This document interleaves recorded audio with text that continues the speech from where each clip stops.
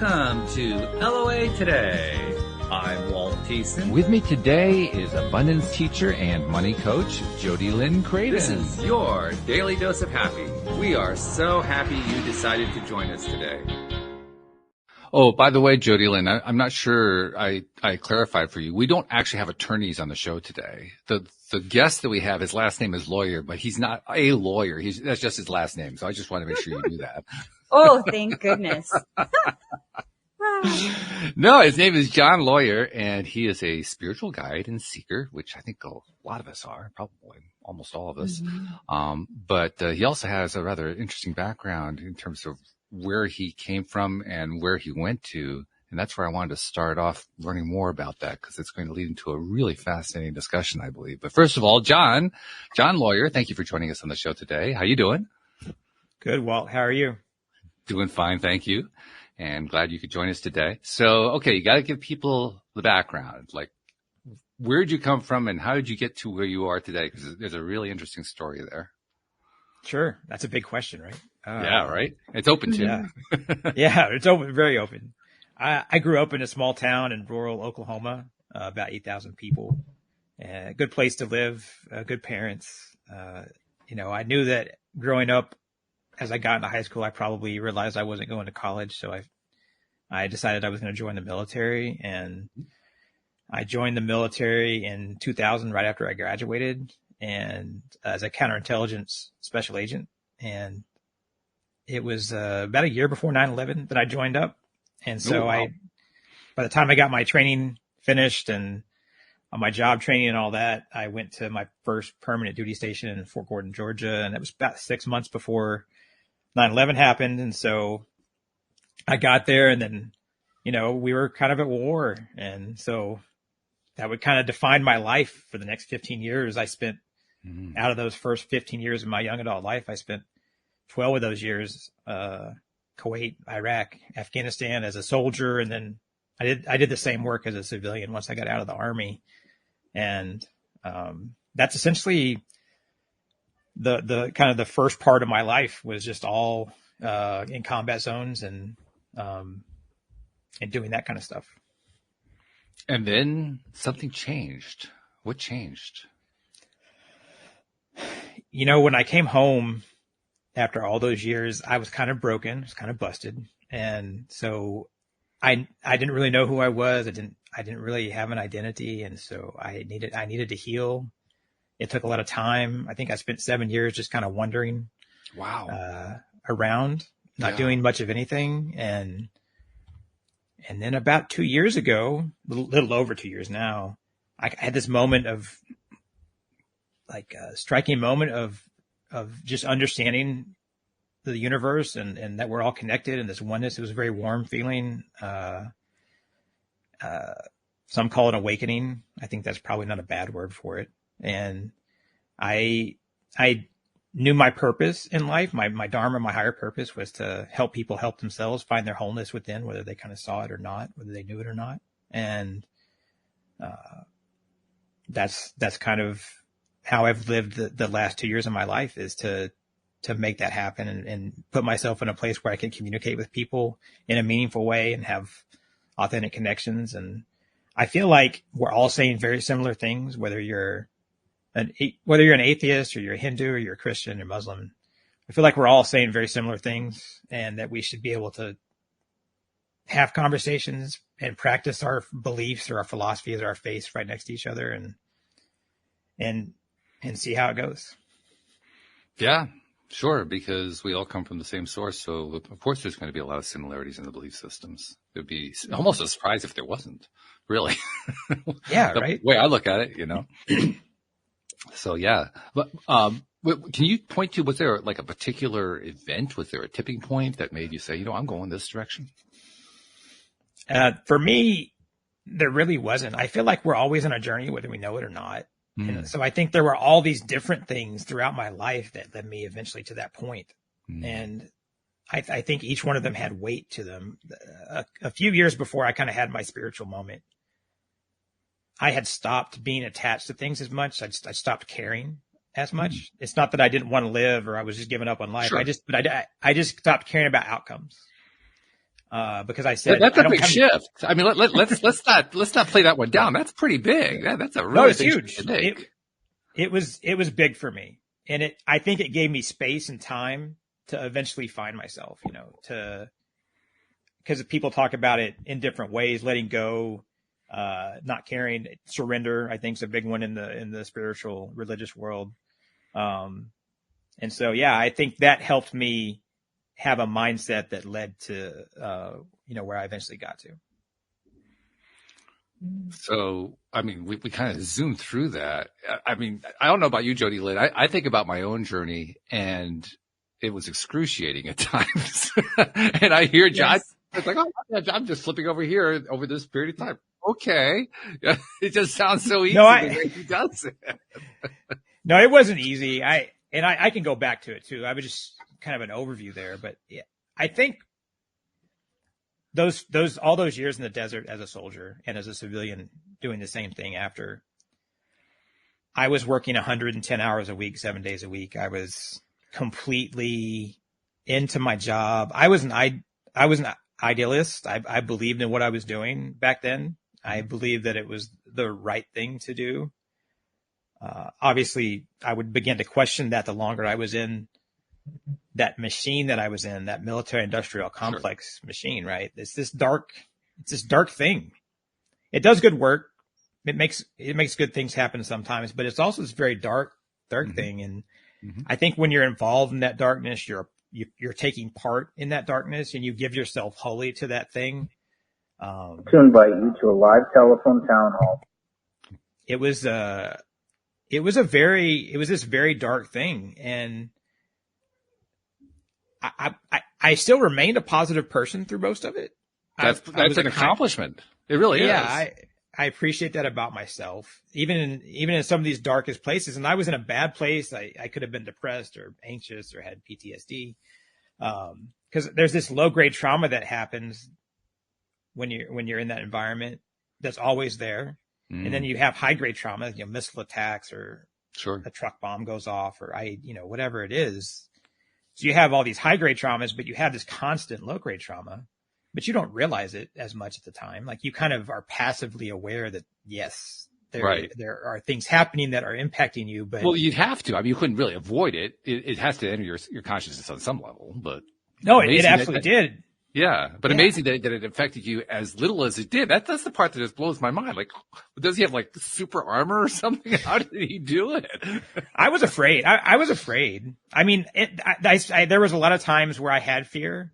I mean, I was in Kuwait when we invaded Iraq, and like I knew that when we crossed the berm from Kuwait into Iraq, our soldiers. I was at Camp Doha, which is where the ground forces were being commanded from.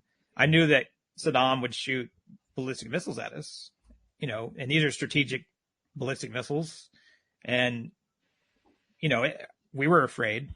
And then it happens. We invade, and then that actually does happen. You're like, this is sobering, Yeah, right. And then there were other things. And yes, there were times where there's this fear, and then it happens, and you're like, well, that was bad, but I survived. So now you start to get immune to it. And it really wrecks.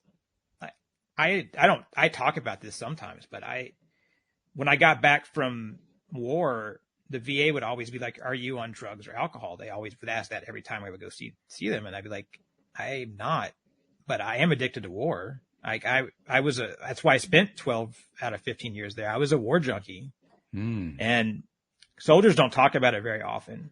Yeah, sure. But there's a journalist, his name is Sebastian Younger. He writes books, and he spent 18 months, I think, at a forward operating base in Afghanistan. He has given a main TED talk about addiction to war. And it's not much different than high performance athletes or people who do extreme sports, you get addicted to it. And the thing is, it's not just mental, it's physiological, because like your amygdala and there's parts of your brain that get completely trashed and rewired. So, and I imagine it's like an adrenaline rush and that kind of thing that goes on too. Yeah. I mean, you've got, you're around helicopters and planes taking off, and, I thought of myself as this really important person. I had an important job. I tell people where to go and what to do. I go here and catch this bad guy or drop a bomb over here. You know, it's this big stuff. And, that's also addictive, right? That is adrenaline. Mm-hmm. And then you're important. And so you get wrapped up in that. And I don't want it to sound like I was this egomaniac. I wasn't, but like looking back on it, my ego was being fed, you know, there was some part of me that was being fed. Well, it makes sense. I mean, if you're going to motivate people in a war zone to behave like soldiers, you have to feed that in some way. Otherwise, you're going to lose them. So it makes sense that would be what you experienced. Right. And people don't realize it too, but when you're part of that machine, people think that you're just fighting the Taliban or you're just fighting Al Qaeda. But I spent 75% of my time fighting the machine itself to be able to do our job, to say, yes, you can go do this. Or, you know, the default answer is always no. Right. No, you can't do this. So you're fighting the coalition, you're fighting the U.S. government. There's this machine's this slow, groggy, you know, it's very set in its ways. It doesn't, you know, and you want to go try to help people. You know, our job when I was in Afghanistan for 6.5 years consecutively. And, you know, in Kandahar, and our job was to protect the air base, which had 50,000 people on it. It was the busiest runway on planet Earth at the time. And it had to stay green. We're in a landlocked country, and it, you know, logistically was very important as a strategic asset. So I was lucky to have a job that had a real finite definition. We weren't just kind of walking around out in the middle of nowhere, like fighting for land that we were never going to keep or anything like that. We at least had like a mission that could be semi-achieved. But you get lost in it. And the longer I was there, the longer that I saw what was happening to myself, to my brothers and sisters in arms, what was happening to the civilians that were third parties, what was happening to the quote unquote enemy. They're just people. They're just, most of them are just trying to do right by their families and the communities, to put food on the table, and it's a job. And, you know, so you start to see the human toll that this takes on everyone involved.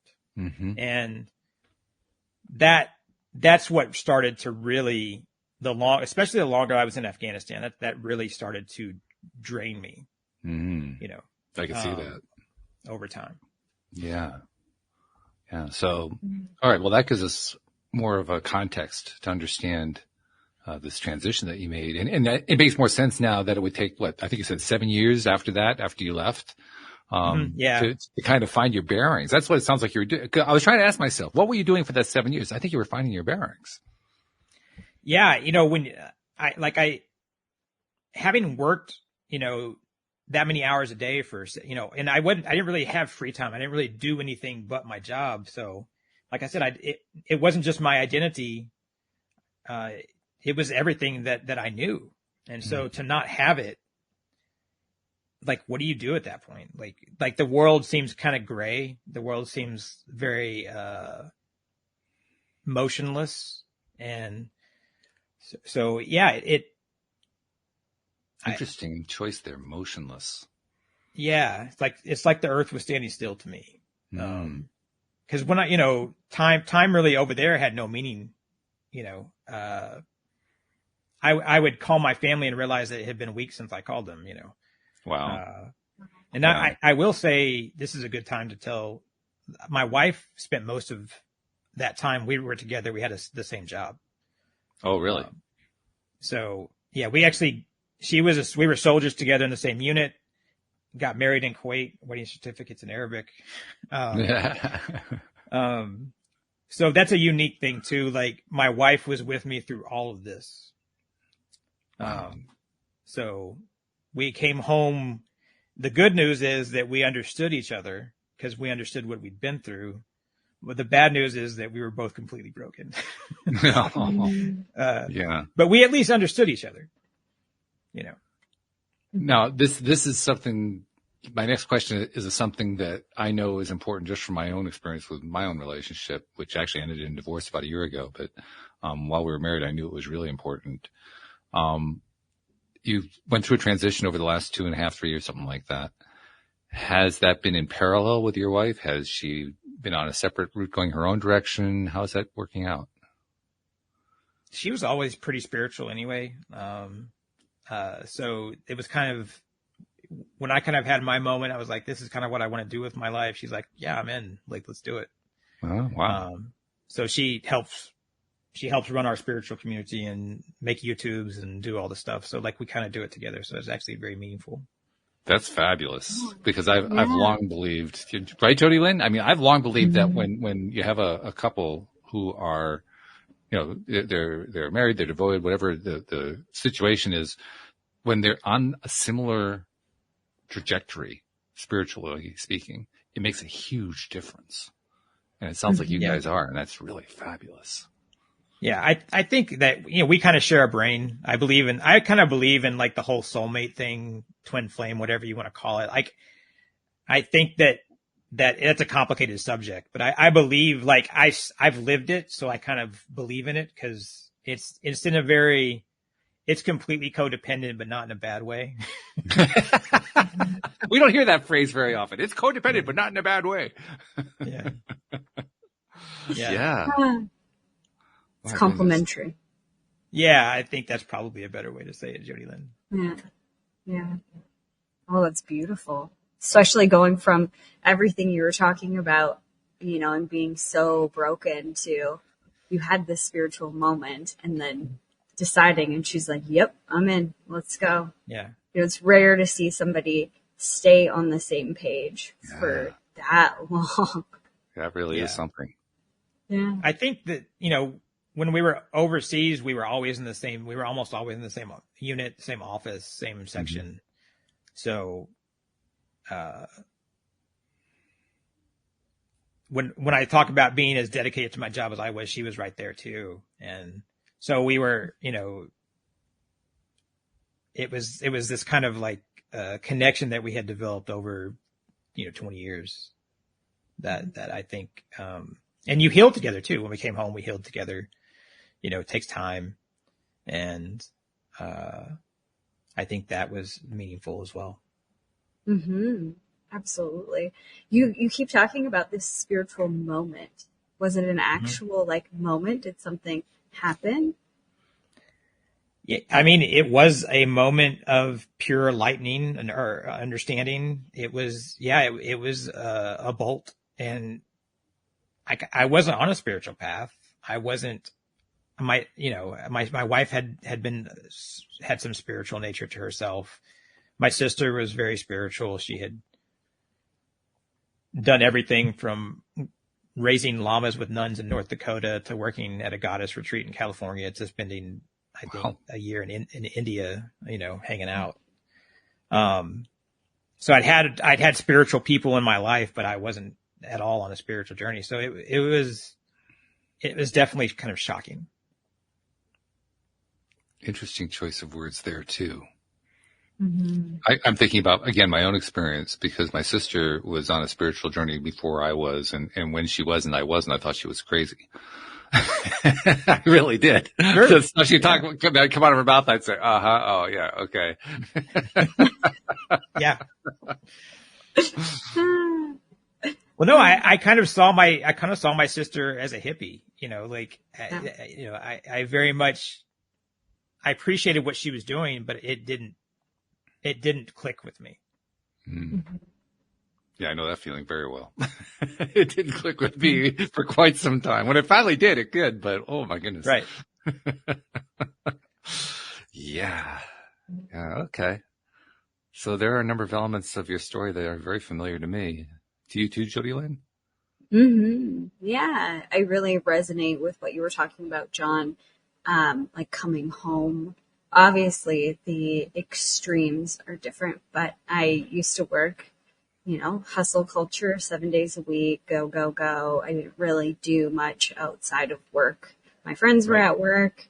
My life was at work, and that's what I love to do. I was addicted to that lifestyle. And when that broke for me, it was like suspended animation. Like, I don't know where I'm going or what I'm doing or whatever. So it really resonates with your story, the way that you tell it. And I think it's it can be a very dangerous place to be because there's loneliness, there's fear, there's, for you, you had lots of healing. I know on my journey, it wasn't war, but it was kind of war within myself and the way I thought things had to be and who I had to be. So there was a lot of healing inside of that. It's just, I resonate with everything that you're saying there for sure. Yeah. And when we're driven professionals, because it's the same thing, it is very similar. And I think that it can be, sometimes you can be a driven professional. It can be a very good thing for you. Maybe you're living your purpose. Maybe that's part of where you're supposed to do right at that moment, but then you get lost. Sometimes you get lost in it and then you lose yourself, so I think that's the danger of it. Mm-hmm. Yeah. It's an interesting paradox right there. Because the paradox is, on the one hand, we're always trying to relax ourselves. And on the other hand, we're afraid of losing ourselves. It's an interesting paradox. Like, well, which way do you want? You want to have it both ways? Come on. Yeah. And then you start thinking about the oneness conversation, and can you really lose yourself? And who are you really if you are all and one at the exact same time? No, that universal understanding of oneness, when I had my moment, that was probably the most defining part of it, is like understanding that we're all stardust, we're all the same, we're coming from the same thing, and whether you call it the Brahman of Hinduism or the Tao inside, the Christ consciousness or nature inside of you, or I say that the capital S self, that divine self, whatever it is that you subscribe to, that is that thing inside of you that connects you with all this other stuff. It's kind of the same thing, and understanding that oneness really changes things, because then it becomes about, how do I live this life now? Because I'm probably not going to just sit here in this oneness, because then I'd starve and die if I just did that all day, right? So how do I live this life? Yeah. Yeah, it would be a little boring. So how do I live this life, that this spiritual existence that intersects with this reality that we all share with everyone else? So I'm very interested in that intersection between our spiritual path and this shared reality, shared consciousness that we all occupy. Mm-hmm. I think that's a big topic to tackle, and where, again, a lot of people get stuck. I know for me, it was like, all right, I get it. We're all one. So what? Now what? Like, how do I move forward with that information? Like, okay. Yeah. But where's the catch here? How do I do this? So how did you start figuring that out, John? Like, what came to you in those moments? That's a great question, because since I wasn't on a spiritual path, I had no background or vocabulary or perspective on spiritual conversation, spiritual discussion. So I think I read like 60 books in 4 months. I just consumed all this knowledge because I needed to be able to talk to people about this. And I figured you knew what it felt like, but you couldn't actually verbalize or conceptualize it. Yeah, I couldn't. Reality. Yeah, I wanted to be able to talk to people about it in ways that would make sense to both me and them, regardless of their spiritual, religious, or philosophical background. Yeah, makes sense. Wow. 60 books in 4 months. Yeah, I just read. Yeah, apparently. That's all I did. Mm-hmm. Took notes. Today's schedule, read some more, have lunch, read, have dinner, read. That's pretty much the day. Yeah. And I wrote, I wrote down quotes and wrote down thoughts, and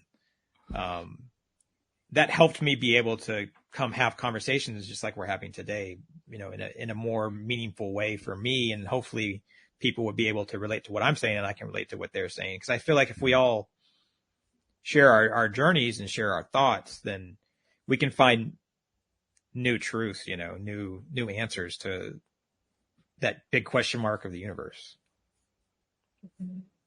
So have you figured out what the answer to life, the universe, and everything is? That's a great Yeah, question. There's this part on, I don't know if you've ever seen City Slickers with Billy Crystal. And In a while, but yes. He's riding through the desert, herding these cattle, talking to the senior hand, Curly, and, Curly's got it all figured out, Billy Crystal thinks. So he says, what's the meaning of life, And Curly tells him this pretty profound story. And then at the end, he essentially says it's this one thing. And Billy Crystal says, well, what's the one thing? And Curly tells him, that you've got to figure that out for yourself. And, I think that's it, right? I think that we can all share our spirituality. We can share our faith, our philosophy, our practice. But at the end, it's going to be fiercely individual and personal on exactly what that truth is for each of us, I think is probably the answer that I would have to give. I've been told that the answer is 42, but that's just what I've been told. Right? Yeah. That is one of the answers.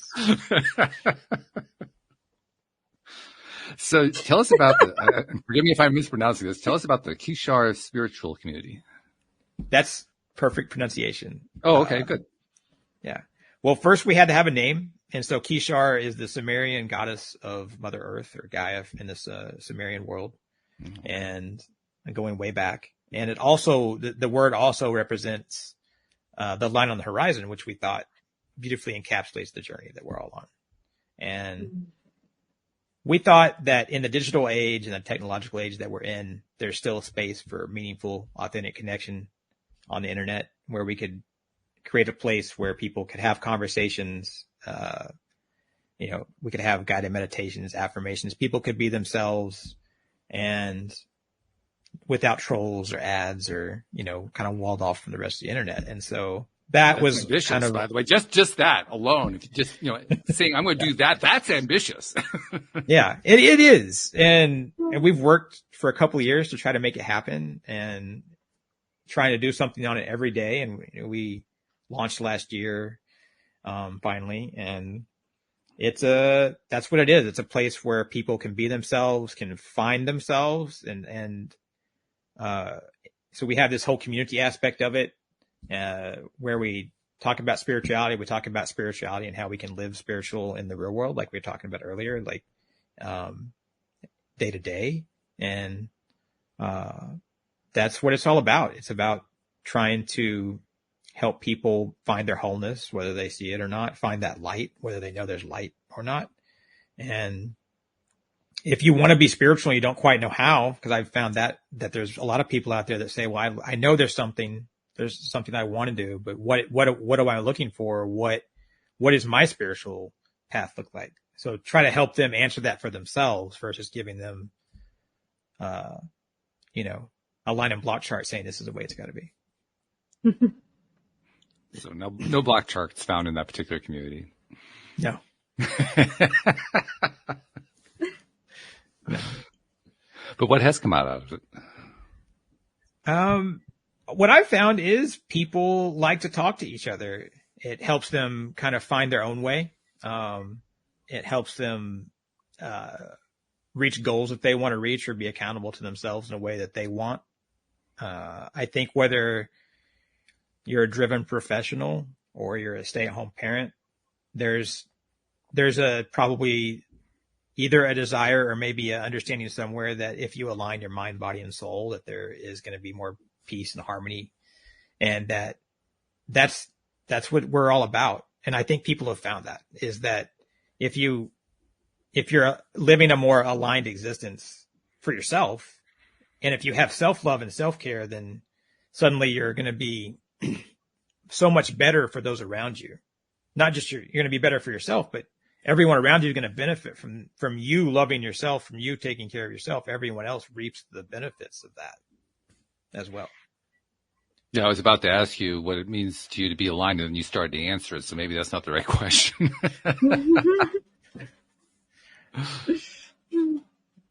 Yeah, I think being aligned. Are you happy in what you do? Are you finding joy in your day to day? I think it goes into a lot of alignment comes to, for me, what's your higher purpose or what's your dharma? Do you know what that is? If you don't know it, can you find an essence of it and explore that? And then once you figure that out and have the essence of what your dharma or your higher purpose is, are you living that higher purpose? Because I think our higher purpose is probably different for each of us, what we're meant to do in this world, in this universe.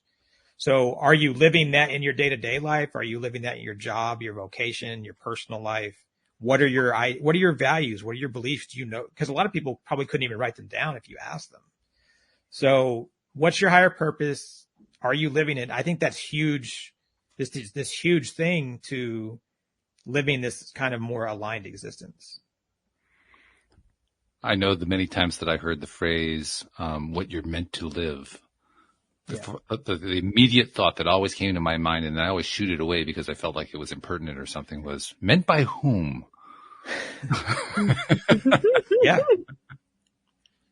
It took me quite some time to answer that question. Right?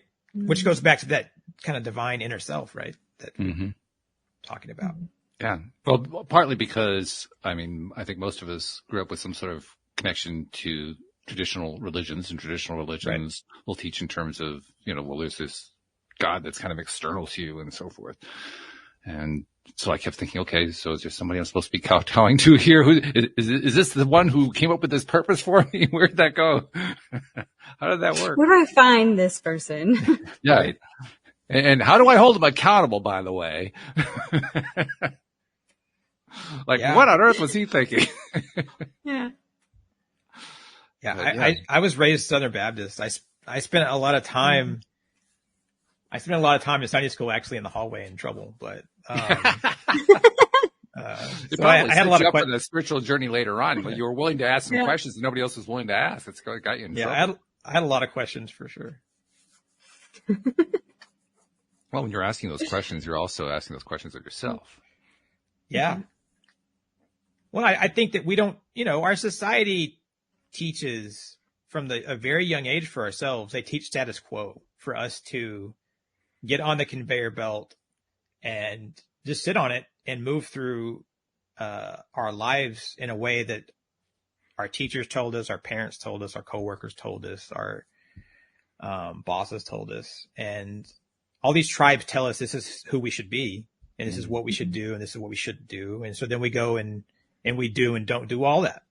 And as we're kind of instructed, and I think we have to, I call that the stream of unconsciousness. How do we get off that conveyor belt, get out of that stream of unconsciousness, and see what our own, what do we see? What do we believe in? Who am I? The big question, who am I, right? Separate from all that stuff of the conveyor of society and our culture and everything. Interesting phrase, that stream of unconsciousness. I'm not sure I would have applied that. It's interesting. I'm not sure I would have applied that, though, because to me it was so conscious. It was so like, oh my God, it's right there. I can't avoid it. Unconscious. That's really interesting. But in a sense, it is unconscious. Mm-hmm. Yeah. Just kind of floating along. Yeah. All of the things that have been put on you that you're like, yeah, okay, I am. I guess I am. I guess I have to. I guess I should. Right. Totally. Yeah, I think that's a difficult thing to get off that conveyor belt. It's like you have no legs. Like, where are my legs? What are legs? What do I want to stand on? Who am I? Like, I don't know. Who do you think I should be? Yes. Please define it for me so that I'll know. Yeah, exactly. Tell me where to look.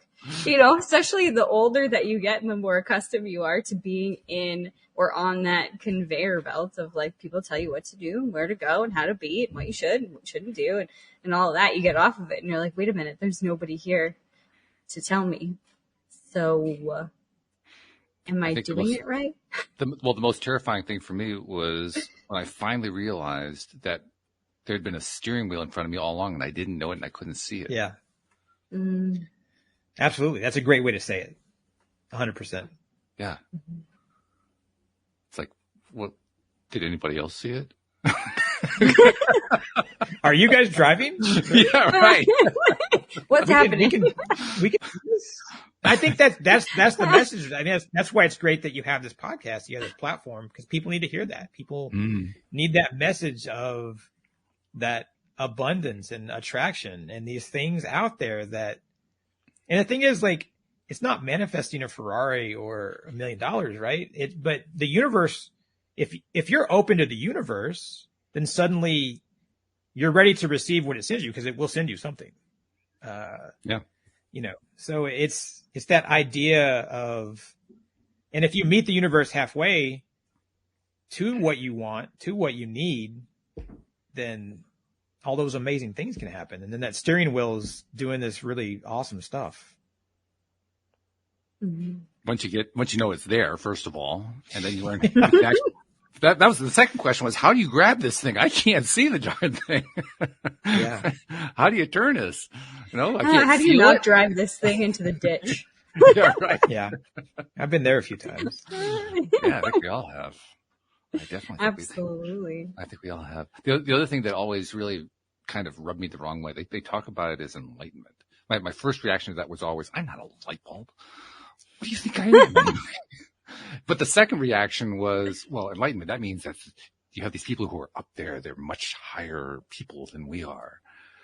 And then I came to find out, no, that's actually not true at all. So I like to kind of, take away all that stigma attached to it and say, don't worry about the enlightenment thing. It's not that big of a deal. They're just people like you and me. That's it. Mm-hmm. Yeah, that's absolutely it. There's no degree. There's no particular credential you have to get. No approval. There's no exact path. That's to right. get there. Yeah. Right. Yeah, I think the varied path part, that resonates with me quite a bit. Because I love the journey. I think that's, the journey being the actual destination itself is this, it's cliche sometimes, but I think for a reason. Mm-hmm. Because, like, if we can enjoy the process of the path, of our unique path and of that journey that we're on, suddenly when you become less invested in getting where you're trying to go, then you're enjoying everything along the way. That's this kind of huge thing, right? So that's a big part of who I am. That's a lifetime experience trying to learn that. Yeah. Agreed. Yeah. And a we get daily better and better. challenge. Yeah, it is daily. Yeah. Yeah, no, it is because, yeah, because like, even like this podcast or like I do a YouTube channel, I have to do all this technical stuff that I may not love that part of it, but it's part of the journey. And so if I don't learn to enjoy that process of doing it, I'm just handicapping myself. So it's just small daily things like that come up. Sometimes minute by minute. Yeah. That's when I know I'm really working. It's like, oh my God, can I get through another minute of what I'm doing right now, what I'm experiencing right now? That's when I really know. Yeah. And letting go has been a big theme for that for me is forgive, because forgiveness isn't this like Michael Scott on The Office where he comes out and he says, I declare bankruptcy. And Oscar's like, that's not how it works. You can't just say it out loud and declare bankruptcy. There's a process. So, you can't just say, I forgive myself or I forgive someone else. You actually have to go through this process of actually doing it and not being attached to it. And the same thing for judgment of yourself or judgment of others. I think letting go of judgment, forgiving have been these big things that have allowed me to be less attached to negative stuff in my life. Well, let's be honest, it takes practice. I mean, it does. You don't get it right the first time or the second one or third or fifth or 28th. Right. Yeah. Check back in. Yeah. Right. Make sure it's working. Yes. Do some maintenance on it. Things. Right. Yeah. Yeah. Take inventory every once in a while. Okay. How am I feeling now? Oh yeah. Okay. Not so good. Time to do some more releasing. Okay. Oh, that's so right. mad. Too bad. Yeah, right. Is this thing working?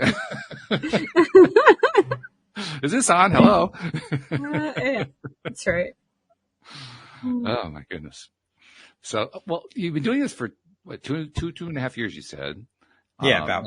And that's about when you started, the spiritual community, I imagine. That's right. Yeah.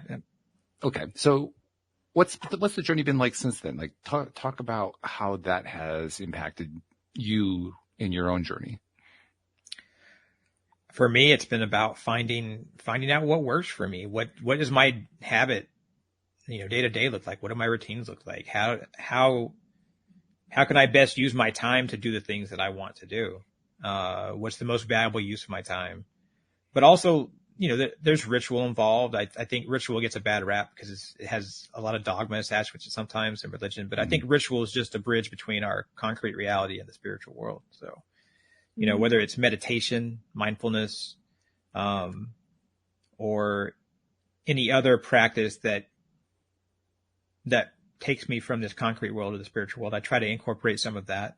And I try to eat better, and I've tried to exercise more, because I call these things life blocks, these things that are these day-to-day things, sleep and nutrition and fitness and relationships and finances. There's all this stuff that if our life blocks are taken care of, these blocks of life, then that makes more time and space for me to have this more easygoing spiritual path that I can explore. So it's been about kind of getting those life blocks aligned and working through that and being grounded and centered in that, so that I can be more grounded and centered in my kind of spiritual world as well.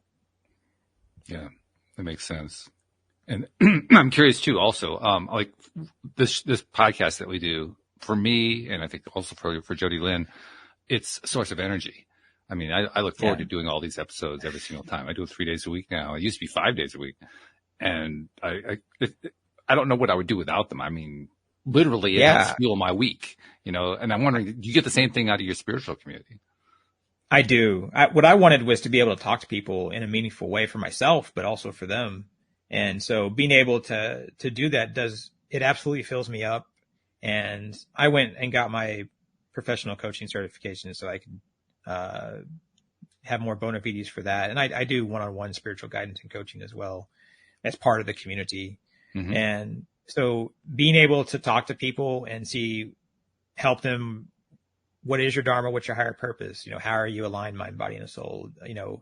There's people that I'll talk to them and we'll be talking about something, and they'll suddenly realize that they have a trauma in their past that they had no concept that was even there.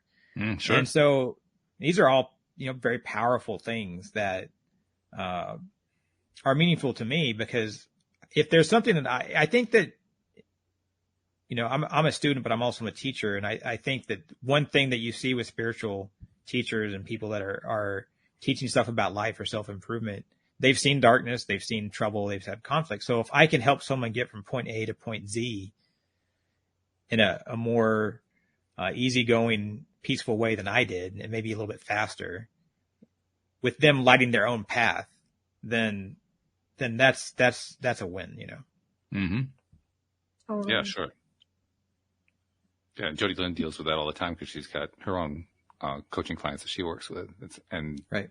That's exactly what you're doing. That's exactly what you're experiencing, right? Mm-hmm. Absolutely.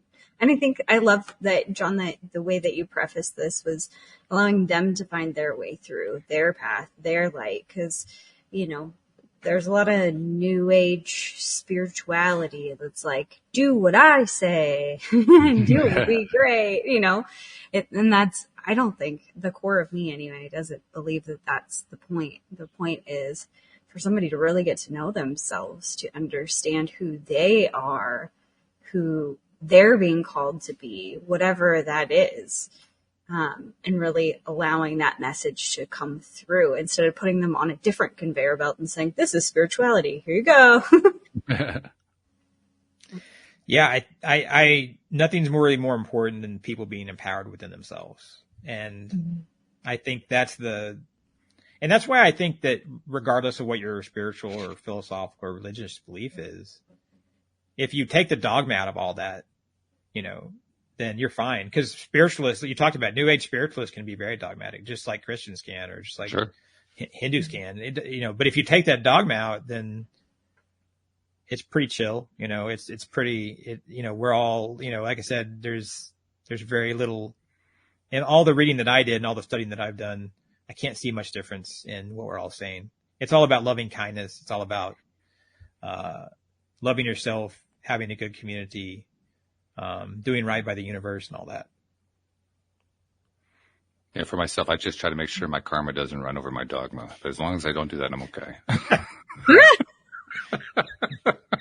That's funny.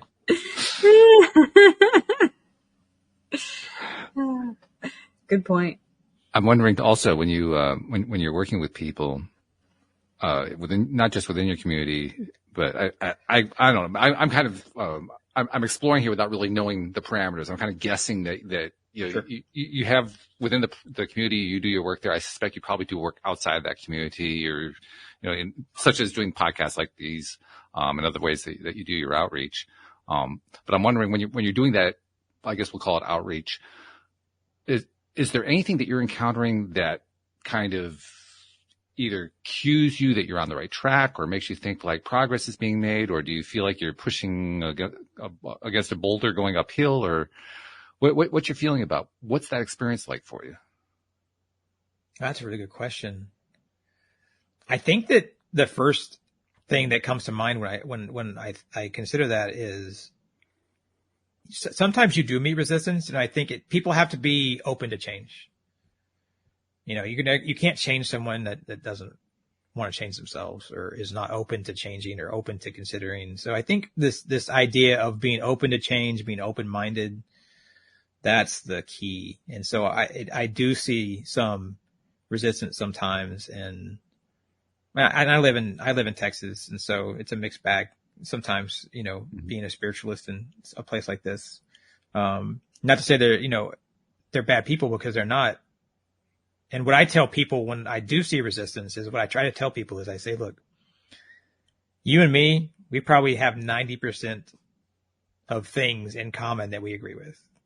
We want our children to be happy and our communities to be healthy and safe and secure and all that. So if we just set that 10% aside and just talk about the 90% we have in common, we'll probably be okay. Yeah. So I think change is that big thing. Being open to it is that thing that causes the resistance. I know the reason I asked the question is when I look out at the world, beyond spiritual circles, shall we call them, and just dealing with the population at large, I still see plenty of resistances. I've seen that all of my life. Yeah. But the trend that I see, and I think this is kind of what I was trying to find out from you, the trend I see is one where, despite their best efforts, they're becoming open anyway. Yeah. I mean, to me, it's like, that's like blatantly obvious. Most people don't seem to see that, but to me, it's like, whoa. I look at where people are now when I encounter them compared to where they were, say, 20, 30 years ago. It's night and day. It's so completely different. I think the internet is that great. We have the sum of all human knowledge in our palm of our hand, right? On our mobile phone. So I think I have great faith and hope, and I see where we're going as a humankind. I have great hope in that. I have great faith in that. Mm-hmm. And I think too that we've talked about this before, Walt, that the frequency is changing because there's more people who are awakening, if you will. And so it's not even just the information that they're consuming, but all of a sudden they're just different. They just start to see the world differently. And I think that's the collective vibration, having an impact on the collective. I think it's accurate. In fact, the way it's often described, the so-called 3D world is often described as a matrix, or the matrix, like the movie. And the matrix is going through all kinds of shifts and changes, a lot of crumbling of institutions going on, and a lot of chaos coming out of that. And all I do is I look around, I see all of it, and I say to myself, wow, this is really cool. I try not to say it too loudly. I'll piss too many people off, but nevertheless, it's cool. No, it is really cool. I think we live in a cool world. And I think that's part of walking the spiritual path, is finding that positivity too. This is really neat stuff going on. Let's go get involved in it. Let's go talk about it. Let's go experience it. Yeah. And learn a few things along the way. Yeah. Every day, right? Learn every day. One of my favorite things is the different perspectives I get here on the program, because Jody Lynn and I are always we're interviewing all kinds of new guests, different perspectives, different experiences, different belief systems. No, there's usually a lot of overlap of belief system, but still there are a lot of differences in the way people think about things and talk about things. And every time I hear something new, I think, well, first of all, if it's something that really challenges me, especially if it rubs me the wrong way, I used to hate that. I've actually come kind of a secret way to like it. And I actually check myself. Are you sure you really like that? Really? But I do. It's spooky because I know that's where I'm learning the most, and it pisses me off to no end, but I am. Yeah. I love the way you put that. But it's true though, isn't it? That's pretty advanced to want to be challenged. That's the best. Well, it's a love-hate relationship. I mean, because intellectually, I know I'm being challenged and it's working out well. There's the experiential part that says, "Oh shit, do I have to do this again?" So it's a push me, pull you kind of a thing that goes on. Yeah. At some point, you figure I'm going to learn it. But it's new because today's a new moment. That's right. Every single moment is a brand new thing. It's being presented in a different way, so you could see something else. Mm-hmm. There was a time when I thought that was torture. I mean that. Yeah. That's when I was in my darkest days, my dark nights of the soul kind of a thing.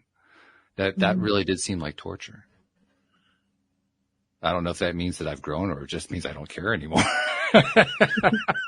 Both. Both. Yeah, right. Definitely both. Yeah, definitely both. Yeah. Well, and I think that goes back to what John was saying about the journey and enjoying the journey. We learn, I think, to detach from what it means to be pissed off or what it means when we're triggered or what any of it means, or we think about it or whatever, all of those things. And as you begin to step back from that place, you get to see that there's not only the dark or scary or angering things there's the beauty, there's the joy, there's the unbelievable bounty of those moments that is light. Yeah, for sure. I think when being able to say I've seen darkness and I can now see the great contrast of the light better, I think that's just a beautiful thing. Mm-hmm. It sounds so woo-woo when you first hear it. Now it sounds normal. But when I first heard stuff like that, I would think to myself, what were they smoking? Sometimes when I say it out loud, I still think that, like, do you? Yeah, not like, what was I smoking? But like, I wonder, like, I bet that for people, I've been through a lot of hard things in my life. But a lot of times people look at me and they're like, oh, she's super young because I have this baby face. And I am young. I'm just not as young as I look. And so, oh, she's young. She hasn't been through anything. Or like, oh, she could just say that because life's been so easy for her. Like, even my own husband, he'll be like, could you imagine if this, and this happened? And he tells like this horrific story because he's trying to like say this person doesn't have it that bad or whatever. Like, they should be grateful. And I was like, yeah, I can't imagine that. That's what happened when I was 9 years old. And he's like, right. Yeah. Like, and he knows these stories. He just like, he forgets like the conversation, the context of it was that you can move through anything. We were talking about somebody who came from a foster home and, the pain and anguish that comes from being in a foster home and the trust issues and stuff like that. And I said, yeah, absolutely. And it's not something that you can't find beauty in and that you can't move through and become something so much more and find positive out of it. And he's like, well, yeah, but I think it would be really, really hard. And then he'll go on these tangents of imagine this. And I'm like, yeah, I'm not a foster kid, but that happened to me. Yep. That, and look at me. Mm-hmm. I use it as something that propelled me forward, that allowed me to see the beauty in life. But I wonder sometimes about the people who are in those scenarios in this moment thinking like, there's no way I can see the light. And how crazy it must sound to them to say, yeah, I've been through these things and I see the beauty in them and I wouldn't change it. I think for me, the hardest part is recognizing that there are many people perhaps who go through stuff like that and during this lifetime, they may not gain any ground in the direction we're talking here. Mm. It's hard to be okay with that sometimes. Really hard. I find really that hard to very watch challenging. them. Yeah. Yeah. It takes a lot of You practice. just kind of want to wring their neck a little bit. Well, maybe not that for me, but okay. Hey, it's going to be a different reaction for every person. That's fine. You know? Okay. Maybe there's just one person that I see that way. But I'm like, just wake up. It's not that bad. You're going to be okay. You're reminding me of when my ex-wife would, when I was in the depths of my depression, I'd be lying on the couch and she'd jump on top and straddle me and grab me by the shirt and say, "Snap out of it!" And it worked too. Because that's what you feel like John, sometimes. John, how do you deal with that when you're, as a coach, as a person, like just as a human, watching somebody just not getting it? Going back to that oneness conversation, what is it that you say to yourself that brings you back to, like, we're all one? I think when you see someone that's struggling and you can't do anything about it, and you can't make them know, because you can't impart knowledge through osmosis like that. It's it's difficult. I just take it back to I go back to, like, all we can do is change our own part of the world and hope that changes the world around us in a very positive way. And know that the universe, I feel like the universe takes care of everything. So, like, even like Walt, you were saying, it might not happen in this lifetime or whatnot. It will still happen. You know, there's depths and complexities to the universe, and there's birth and rebirth and all that, depending on what you believe, or you might say it in a different way, but however you want to say it, that the universe will take care of that person. And if you just take care of yourself and you do your part, then all you're doing is kind of helping the balance of the universe out, I guess. And I take comfort in the knowledge that has taken me quite some time to come to terms with, but I really do believe it now, that we have a vibrational impact on others without realizing it and without them realizing it. So, when we're focusing on the stuff that really is fueling, that helps us to grow, helps us to get better, and so forth, there is a vibrational impact that helps other people we don't even know about. Yes. And I mean, it's that cause and effect, that butterfly effect too. Right. Mm-hmm. Yeah. That's a good word for it. Speaking of which, we need to draw to a close here, but I'm going to do it kind of out of order, because one of the things I'd like to talk about toward the end is how we have so many people on the show like you who come on as guests, and they tell us their stories, and they share their insights and so forth, and they're helping share to our audience. They do it with other audiences. They have their own audiences, people who are hearing from them in ways or reading their stuff, and that they never know about how it's impacting other people's lives. And it occurred to me one day that we don't give enough credit for that. So I like to say, on behalf of those people that you've never met and you've never seen, who you've been impacting that way, thank you for what you've been doing, because you're making a difference in this world. I want to give you credit for that, because we don't give credit for that. Oh, well, thank you. And to you too. I appreciate what you're doing in the world and the universe as well. Tell people who want to reach out and find you, how do they find you? Our main page is kishar.org, KISHAR.org. And that's the entrance to our community, and our individual guidance and coaching is there. It also has got linked to our socials and our YouTube channel, which is pretty cool. So that's where they can find us. Good stuff. All right. And then Jody Lynn is always where I go last, because Jody Lynn is one of these, and this is actually true. I have 3 different co-hosts, and every single one of them is really, really good at doing this. But Jody Lynn's particularly good at doing this. She can take everything that we've talked about and distill it down to the one essential thought that takes away the best meaning or the best lesson or the best idea from the whole show. And that's what she's going to do right now. So Jody Lynn, what's the takeaway? Takeaway is focus on changing our own part of the world, align mind, body, and soul, and the ripple effect of peace and harmony will be the result for the world. Is she good or what? That's great. That is perfect. I tell you, it's amazing. Just to comes me to me. every time. It's inspired by you guys. So I love it. thank you. Well, thank you, John, so much for joining us, for telling us about your story. And we wish you all the best with the spiritual community, and I hope it keeps growing for you. Keep doing what you're doing. Yeah. Thank you so much. I really appreciate it. Yeah, we appreciate it as well. And thank you to our podcast listeners everywhere. We'll see you all next time here on LOA Today. Goodbye, everybody.